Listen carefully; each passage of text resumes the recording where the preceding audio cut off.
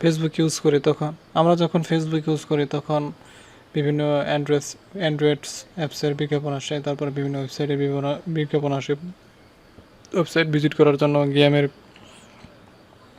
বিজ্ঞাপন আসে। তো এই যে নোটিফিকেশনগুলো বা গেমগুলো নোটিফিকেশন কীভাবে অফ করবেন তো আমরা এই ভিডিওতে জানবো। তো ভিডিওটি শেষ পর্যন্ত দেখার অনুরোধ রইল।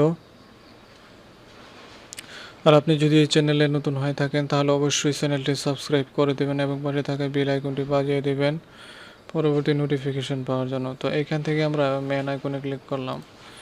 এখান থেকে সেটিং অ্যান্ড প্রাইভেসি এবং setting security and setting web and apps and ওয়েবসাইটে, তারপর এখান থেকে তারপর আমরা এখান থেকে এটা অফ করে দেব। তো এটা অফ হয়ে গিয়েছে। তো আমাদের কাছে এখানে শেষ। তো ভিডিওটি শেষ পর্যন্ত